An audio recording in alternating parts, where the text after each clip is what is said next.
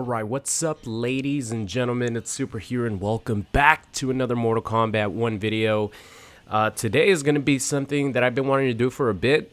It's just been too crazy with the release of Mortal Kombat 1. There's just been so much content that I've been producing, and there's just so much variety with all the characters trying to learn. I still haven't played Ashrah, Tanya, Garrus, Kung Lao. There's still some characters that I haven't played, but I will get to those characters. Garrus is literally the first one in my list of characters to try out next. So for you Garrus fans, don't worry. He's going to be the first one that I learn very, very soon. But leave a like rating on the video for a Q&A. It's been a while since I've done one of these. But I wanted to do one because, like I said, it has been a while. You guys always ask the good questions. So here we go. This one is, the first question comes from at Nilton Jr. _. And this is a question I get asked a lot. He has 3 questions, but it's pretty much all related to one. How is your process to learn the roster in the game? How much time does it take to flow with that character? And how much time do you spend labbing / playing the character online? So we go one by one here. How do you process learning the whole roster? I think it really helps out that Mortal Kombat in the root of the game, they're all the same. They all have the same style. They're all they all pretty much feel the same at a basic level. Obviously, Mortal Kombat 1, you have, air combos and you have assists and everything. But as far as the combo strings, every Mortal Kombat game since NRS, took over, even before, because there's always been dotlet combos. And what that means is you just press a sequence of buttons, and your whole combo string will come out. Once you get familiar with that, honestly, it becomes really easy to just memorize the entire moves list for pretty much every character, because there's only so many moves you could do. 1-1-2, 1-1-3, 1-1-1. That means like XXX, XX triangle, or I guess square, triangle, whatever you play. There's only so many variations of combo strings each character has. So once you memorize that, putting things together becomes really easy. So I didn't have much of a problem learning the Mortal Kombat 1 roster because I had the experience from playing Mortal Kombat X, Mortal Kombat 11. Even Injustice 1 and 2 is pretty much the same thing. So the process of learning the entire roster isn't too difficult. It just takes time. How much time does it take for you to flow with a character? Sometimes it's right away. Let me see. Who did I flow with right away in this game? I'm trying to think of a character who I just picked up and I'm like, yeah, this character, I love this character. Scorpion was definitely one of them for sure. Smoke, I feel like I immediately picked him up and was like, yeah, this character is sick. During the beta for Mortal Kombat 1, it was Sub-Zero for sure. By far my favorite character to play in the beta. I just thought his combos just flowed so well. So there's characters that I pick up, but there's other characters like Omni-Man. It literally took me like days to really flow with him. You guys saw the difference between my combos on like day 1, 2, and 3 compared to my combos a week later. It was a huge difference, but there's some characters that it takes me days, like weeks. Some characters I never flow with. There's a lot of characters in MK11 that I just never flowed well with. Characters like Cetrion, some of the characters that I didn't play much, like Jackie. I just like, this character's just not for me. So sometimes I never flow with a character, but most of the time it takes a couple days. Some characters I just pick up immediately. I'm like, yeah, this character is sick. And then the last one is how much time do you spend labbing and playing characters online? Believe it or not, 90% of my time playing with a character is spent in training mode, because I'm just practicing the combos over and over and over and over and over again. And the only time that I play online is when I record videos. So 90% of the time whenever I play Mortal Kombat 1, I'm in training mode. So that's why I always preach that it's super important for you to practice your combos in training mode, because then they'll just become second nature once you get online. Unless it's a new character, which, you just, at least for me, sometimes I just struggle because I'm like, oh shit, now I have to do it in a video. I have all the pressure on me. But for the most part, I spend 90% of my time in training mode, just doing combos for different characters that I know I'm going to be playing. All right, next question here is the real Navarro. He asks, microtransactions, what do you think? So I thought microtransactions were fine in MKX, Injustice 2, MK11, but microtransactions in Mortal Kombat 1 are absolutely ridiculous. There is no way that a classic skin should be $10 when it doesn't even help the pro competition, because I think $7 is what the Blue Steel Sub-Zero and Crimson Ermac cost in MKX, but that proceeds was to help the pot for the MKX like ESL tournament. Hold on, I gotta take a sip of this. So it was literally helping out the competitive scene and the Mortal Kombat scene in general. This is not doing any of that, and it's more expensive. Some skins cost more than characters.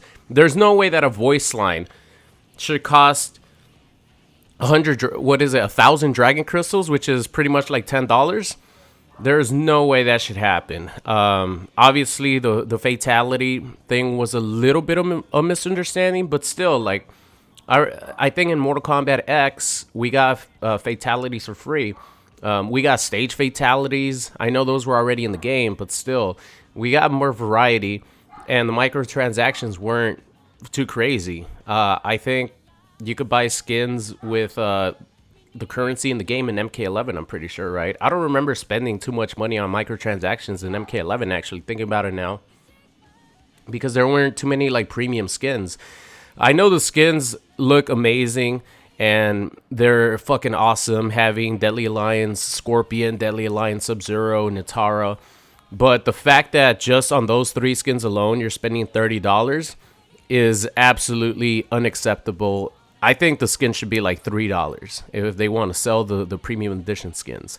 So I think the microtransactions in MK11 are ridiculous. They're like eye-gougingly bad. I'm like, whenever I see another voice character announcer voice pop up and it's another 1,000 dragon crystals, I'm like, oh my god, man, this is crazy.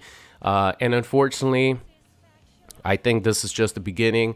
I think it's going to stay this way because WB already said that they want their future games to be like live to play. I don't even know. They just want to pretty much suck all our wallets dry is pretty much what the CEO said about the game. So I don't think it has to do anything on NetherRealm's part, to be honest with you guys. I just think as WB, their new plan for their popular games is going to be to try to sell as much microtransaction as possible. And we already see it with MK1, and we're probably going to see it with the Suicide Squad game. So it's unfortunate. I hate the fact that Mortal Kombat 1 is selling skins and the microtransactions are out of this world. All right, let's move on here. All right, King Quat. The question is, would you be willing to play Dragon Ball FighterZ again when rollback is officially out?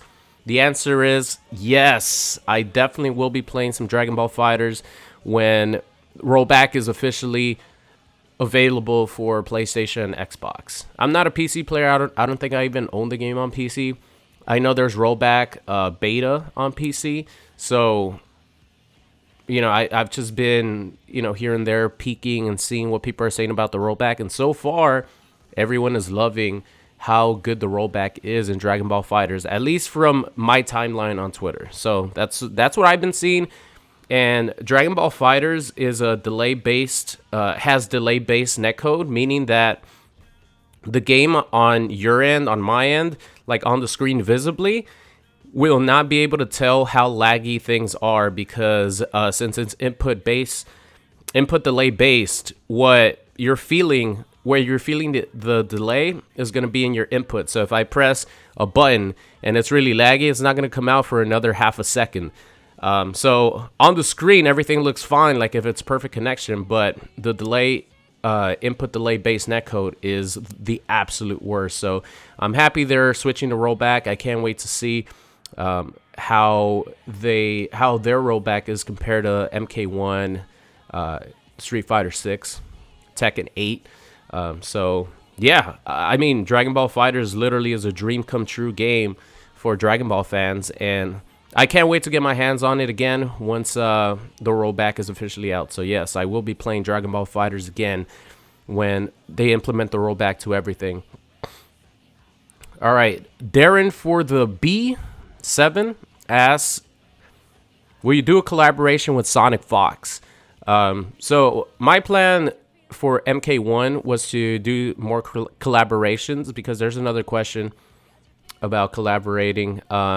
Just to answer it shortly, as far as just my mindset, I've always just done things on my own on YouTube. Even when I was in the sniping community back then, playing Call of Duty, I would never do like dueltages or anything like that, other than my brother, of course. But I've always just liked doing my own thing, because my schedule is all over the place sometimes. And, I don't know, I just always like doing my own thing. But I was planning on doing some more collaborations here with MK1. But, the game just came out. I'm still like trying to learn the game. I feel like I still have a lot to learn and get better at the game. So if I want to do a collaboration with like Sonic Fox, who, by the way, is a great person. I talked to Sonic during the Summer Game Fest. Yeah, we both had a chance to record early, and I caught up to him, and I just introduced myself. He knew who I was, surprisingly. Well, surprisingly to me. Here's the thing. Like, for me, I'm literally the same person IRL than I was before I had a YouTube channel. Whenever someone recognizes me or says that they know who I am, I'm always shocked, because I'm just like the same person. I haven't changed at all, as far as my attitude with YouTube. So whenever someone recognizes me or someone who I know of says that they know who I am, I'm like, I've been watching Sonic Fox for a long time. One of my inspirations for Aaron Black, obviously. So when Sonic told me that he knew who I was like, oh shit, that's pretty sick. So yeah, maybe later in the future would be a good time. Right now, I'm just trying to get better at the game, just trying to improve. So collaborations with Waz is another person who I wanted to collaborate with. Met him last year during Evo, a really cool dude. So there's a lot of collaboration opportunities that I could do for MK1 that I plan on doing in the future. So anything is possible. All right. Relic FGC, at Relic FGC is next question here. Do you think NRS will add more game modes in the future? I doubt it. I think if they would have added more game modes, it would have been in the game already. But who knows? Maybe when like the complete edition of the game comes out, maybe like the final patch that they put in the game, maybe they'll add one game mode. But to be honest, I think there's more of a chance of them adding different finishers like babalities, animalities, stuff like that, than actual different game modes like motor combat, chess combat, stuff like that. Even tag team, I don't think that's going to happen. But who knows? I mean, I would love for them to have a tag team mode. Just have a little variety. Have it only in player matches and stuff like that. I think that would be really cool for the community, just to have a little bit of variety. But I definitely think if they do have it, it's a long way, because we didn't even have lobbies, for crying out loud, online. So we need a lot before we could even start thinking about different game modes. All right, next question here. At Hater Online, I know you said tournaments are not for you, but what about small tournaments like Coliseum and the RIP Arena? He's talking about like traveling to like major events and stuff. Yeah, that's definitely not for me. I don't like traveling too much unless it's Vegas. But even the smaller online tournaments that I could just enter, yeah, tournaments are just not for me. I do remember I tried playing the ESL, I think in ESL Season 2, and there's just so much waiting around and waiting for your opponent. Then you have to confirm things. And I know it's a lot different now, because a lot of the players who are playing in these tournaments are, playing on it all the time. So it wouldn't be a problem there. But yeah, tournaments are just not for me. I just don't, not interested in playing in the tournament, to be honest. So yeah, the only one that I would play for, I think he meant for fun, by the way. I forgot to include for fun. He just said for fun. I think the tournament that I will enter for fun is Evo, because it'll be the first time MK1's going to be at Evo, and I'm going to be in Vegas physically. So it'll be a fun time to actually participate in a real in-person tournament for fun. So I think that's when that's going to happen. Discuss King or Psyduck has the next question. If you can't say any NRS game, which fighting game would you play for your channel? Dragon Ball FighterZ for sure.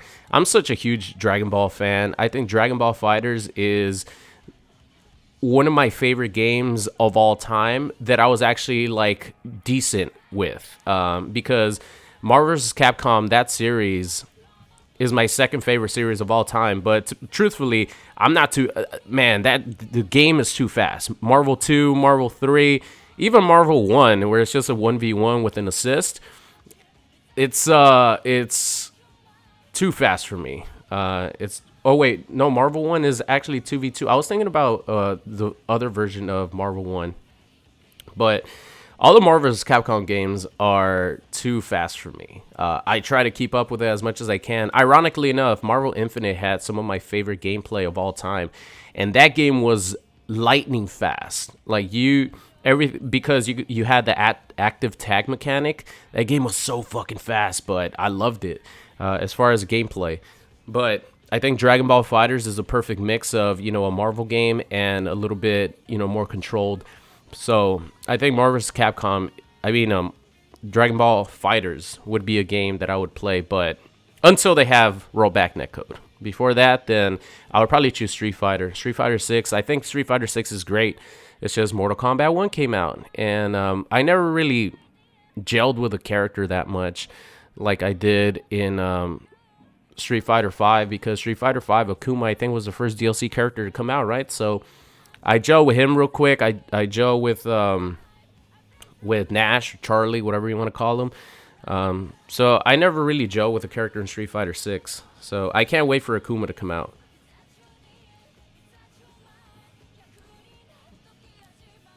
Next question here. At Tarlosogy has the next question. If you could make one Mortal Kombat forever, who would it be and why? If I could play one Mortal Kombat game, 100% MKX. And if I could make one Mortal Kombat character out of any characters, damn, that's a hard one right there, because it might have to be Triborg from MKX, because Triborg has 4 variations. Either that or Aaron Black from MKX, Ermac from MKX, just any character from MKX pretty much. But if I had to choose, it'd probably Ermac, because Ermac's my favorite, and he has Master of Souls, he has Spectral Ermac, and Mystic, so I think that's my answer right there. Darth Adamant, next question here. He asks, what do you do when life gets you down? That's a good question right there. We were actually talking about this with my girlfriend recently, because, well, I'm not going to go into why, but my thing is, even when I was a kid, I would never get too high up or too high down as far as my emotions. And I don't know if this is one of the reasons why I sort of relate to Mob Psycho 100 and Mob so much, because there's a lot of my emotions that I keep inside. And I know it's unhealthy, and I know that it's better to talk it out, which I do. I have no problem doing that. I have no problem talking about my emotions or anything like that. But maybe that's why, since I was a kid, I've always kept my emotions pretty cool, meaning that if something really exciting happens, I don't get too high on it. And if something really bad happens, I don't get too low on it. The only exception is when someone important passes away. Then obviously, it's a different story.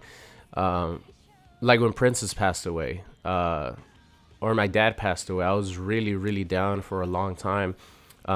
But what I do to when I get down so much, honestly, I just watch YouTube videos. I don't change anything. I don't change anything up. I don't do anything different. I keep doing the same thing that I do every day. I was doing YouTube videos the same way.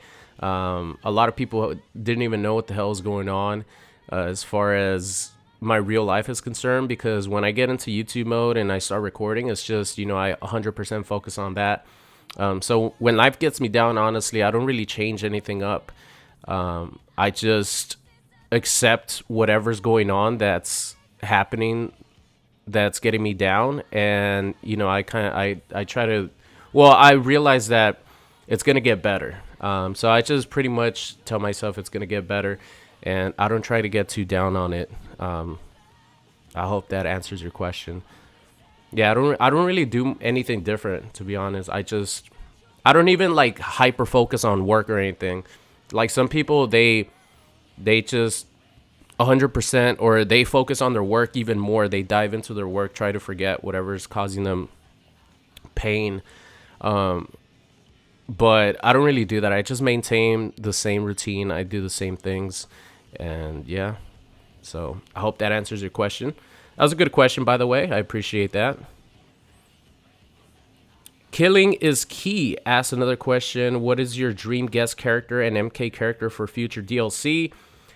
I'm gonna be honest, man. My dream guest character is Ash Williams. I know that that's like a generic answer, but he's the perfect fucking character for a Mortal Kombat game.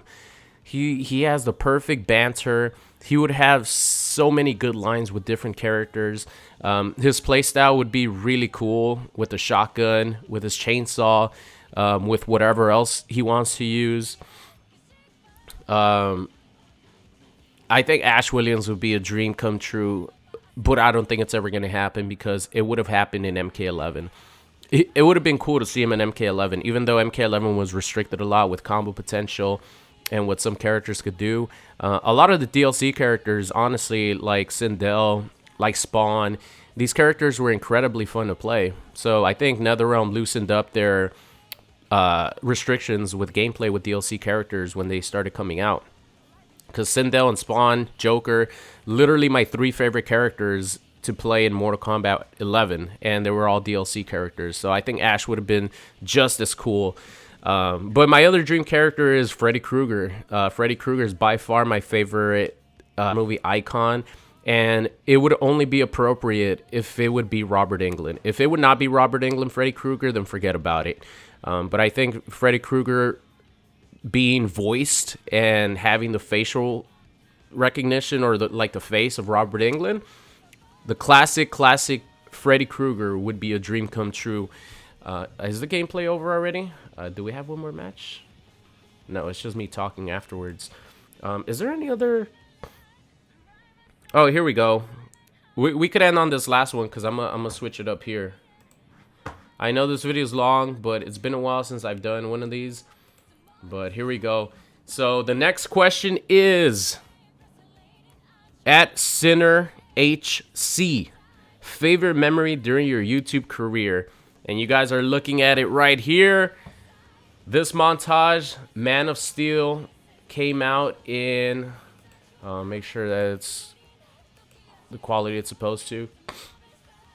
This montage, Man of Steel, came out in 2013. It came out the exact day that the Man of Steel movie came out, which was, I think, June 25th? June 14th, 2013. 90,000 views, ladies and gentlemen. This right here, I don't think will ever be topped as far as my favorite moment ever on YouTube, because by the way, I can't play the sound because it has copyrighted music. I worked my ass off for this montage for about 6 months. And that was the thing about Call of Duty montages back then. You would work your ass off for months and months and months for one video that was probably going to get a little bit of views compared to now. at this time, I don't even remember how many subscribers I had. Man of Steel, I might have had 50,000, if that, maybe 40,000, somewhere around there. But I was already well known in the sniping community because this was right after the Phase 5 had finished, which obviously boosted my channel a lot. And I remember my excitement because I uploaded this like maybe around 11 a.m., 12 or like 1 p.m., somewhere around there, when it was like prime time for everyone to be up. I think it was a Friday because, yeah, I'm pretty sure it was a Friday because it was on the release of the actual Man of Steel movies. So they always release on Fridays. I remember feeling so happy while the montage was going up. I was reading every single comment. I was just in heaven because you work so hard to put out a montage in the Call of Duty scene, and for it to get the response that it was getting, which everyone was like, oh my God, this is amazing. You did a good job. This montage is sick. You deserve to be in Phase. You know, stuff like that. It was just, I love it, man. I will always remember that. Trust me, there are so many moments on YouTube that I have in my memory bank. There's moments like when a YouTuber back then, a sniper called Steve Schwint, gave me a shout out for the first time. And I went from getting like maybe 60 views a video, 50 views, 40 views a video to like 200 views a video. And trust me, guys, that is a crazy increase, especially back 12 years ago. There was another time where another YouTuber called Snipinator gave me a shout out. I think I did a video with him. I don't remember. But that boosted my channel up again. There's when my brother and I uploaded our Brotherhood montage for the first time, or when I made it to the Phase 5 top 20 for the first time. There's just so many memories on YouTube that are just close to my heart. I remember when Mortal Kombat 11 was surprisingly revealed at the Game Awards. Ed Boon trolls us. I fall for it. And then like the excitement of seeing the dragon logo pop up on the screen, I'll never forget that. That was amazing. But nothing will ever beat the feeling I had when this Man of Steel montage went up June 14th, 2013, and how happy I was that it was doing as well as it did. Not only that, just I'm so proud of the video. The editor, Peng, he he's a friend of mine. He stayed a friend of mine for a long time. He's a photographer now. I'm happy for him. The work he put into this montage as well, and the outcome, the result. I will always say and be proud of this video because of how beautiful it is and how much work we both put into it. And the reception was just, it made it all worth it recording for like 6 months just for this one video. So this is my favorite moment ever on YouTube. So that's it for me, ladies and gentlemen. Thank you so much for watching. I love you all. I will probably do another Q&A very soon in the next few days because I got a ton of questions and I only got through like a quarter of them. So can't wait to answer more of your questions. Thank you so much for watching. I'll see you guys next time. What's going on? It's Super here, and thank you guys so much for watching today's video. I hope you enjoyed it. If you did and you aren't subscribed already, make sure you guys do so. And if you want to see some more, there's videos popping up on the screen right now. So thank you guys so much for watching, and I'll see you guys next time.